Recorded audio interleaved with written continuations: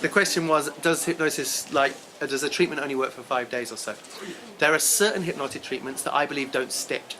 Yeah, so for instance, if you came to see me to stop smoking and I got you to think that smoking was associated with something revolting, it's what's called aversion therapy. So in your mind, I'd ask you what really revolts you. You know, what really, as a substance, what would really revolt you? And in your mind, I could make a connection between cigarettes and that. If I did that, then that's unlikely to last in terms of stopping you from smoking. That kind of hypnosis won't stick, yeah? However, there's certain kind of hypnosis around certain behaviors where when you truly understand why a part of you's been doing something, when it understands that no longer serves, sometimes you can take a condition that has been lifelong and resolve it in one session and it never goes back. You know? And the interesting thing is, it's not like that for everyone. And there are some people where I've had a client and we've taken care of a number of things. They came to see me because they had fear of exams, sorted. One session, their next exam, they felt much more grounded. They were learning to drive and they were very, very nervous. Help them with hypnobirthing, that's all fine. But then one thing just doesn't work at all. You know? So there are some people that will respond really well to hypnosis and they'll get some great results in a number of areas, but they won't get results in every area. But no, hypnosis in the sense can create lifelong cure. In terms of the one thing that's great about hypnosis is if it's going to work, you know very quickly. You know within a few sessions. It doesn't mean the situation is resolved, but you should be moving in the right direction. And you should intuitively feel it's helping, right? One of the biggest challenges with most therapies actually is, and this is true of hypnosis too, is that if you're not careful, you end up just pushing symptoms around. Sometimes, when I was first trained, if someone comes to me with insomnia, here's a script to help people sleep.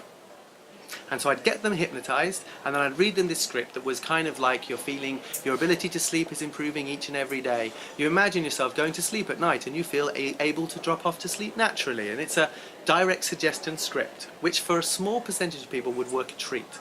Most people aren't sleeping brilliantly well because they're not switching off their mind. The reason why they're not switching off their mind is because they're either throughout the day using their mind too much and they're not connected enough to their body or their heart, or they have things that they're anxious about that they haven't resolved, either in their present or in their past. So helping someone sleep in that situation is not what's being called for. What's being called for is something a little deeper. And so that's one of the challenges that I now spend a lot more time before doing hypnosis, working out what's the actual problem underneath. And I find if you get that right, then not only will they start sleeping better, but a bunch of other habits will also improve without even needing to talk about them. It's a really deep state. Really deep state. Delta's deep sleep, right? And then there's theta, which is very, very powerful. And it's very powerful for accessing memory, very powerful for feeling more peaceful, being more objective about emotion. So it's a really good state to get into to do the deeper therapy on yourself and to do with clients. However, where a lot of hypnosis done is in the alpha state, which is before theta, which is just the kind of the mildly hypnotized and focused. And so you will use both states. And some people access one really easily but not the other, and so you can do work in either. But it's in those two areas, the alpha and the theta. Yeah. Thank you. And are you familiar with the practice of shamanic journaling? Yeah. So is it similar? Because I've had a mixture of experiences. I've done a lot of shamanic work and I've had a mixture of states. I've reached a mixture of different states. So it strikes me that there's a similarity there and that you could probably do quite similar work. Absolutely, absolutely.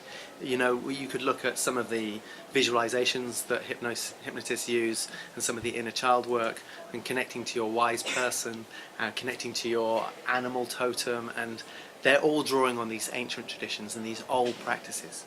When I first discovered hypnosis, I was like, well, this is the meeting ground of ancient practices of transcendence.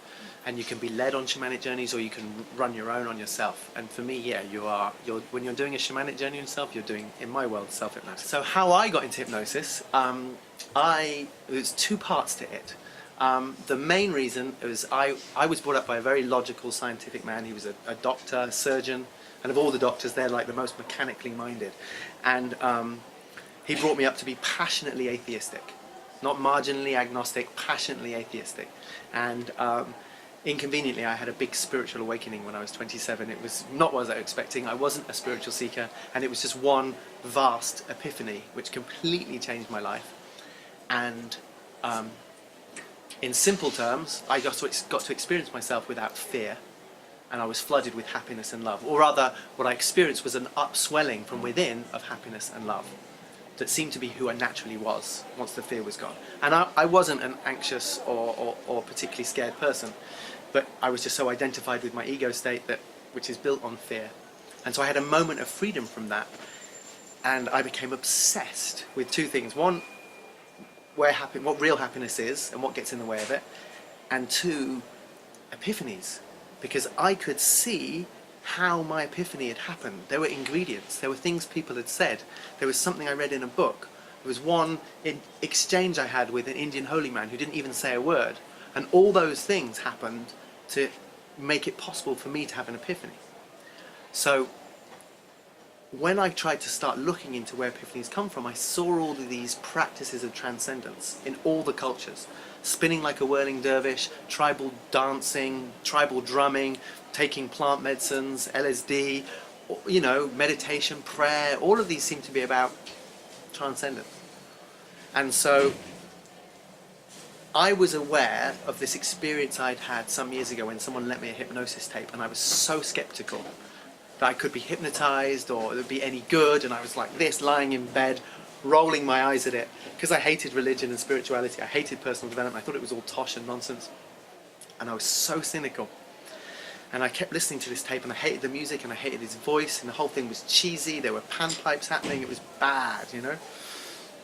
And the voice on the tape invited me to think of a time in my past when I could have used more support. And I was like, oh, this is so cheesy, and but sure enough, this memory popped up.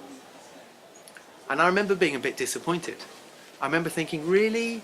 That memory? I was 7, I was just being pathetic, a bit needy, I was just a stupid little detail. I wanted something a bit more meaty if I was going to do this. And I was still really resistant. Anyway, they asked me to imagine creating this scene on a screen in my mind, like a cinema screen. And then invited me to step in. And I was still rolling my eyes at the whole idea of all of it. But as soon as I stepped into that memory, my whole system changed. And all my cynicism disappeared, because as I stepped into that scene, a tear sprinted out of my head. It didn't just kind of roll out. It was like it had been in there for years. And I was silenced, and I realized that everything I'd said about that memory was what I said then. It was a small detail. My father had ignored me when I tried to engage with him. But it was indicative of the way he was at certain times, which was actually really damaging for me. Yet at the time, I told myself I was being stupid, I was pathetic. It was just that I ran myself down. So as soon as I'd entered that memory, I realized that that wasn't right. And that I was okay, and that wasn't appropriate. And I had I shed a couple more tears. I felt a bit cleansed. And the next day, I felt, I don't know, 2%, 3% better about my whole self. And I'd spent 10 minutes doing some self-hypnosis, or while I was being led by a tape. And that stayed with me. I didn't pursue it any further. But it was later, after my epiphany, that I remembered this power of hypnosis and those two things combined. And a leaflet to study hypnosis came through my door, which I'd never seen before, and it just all seemed a bit too magical to ignore.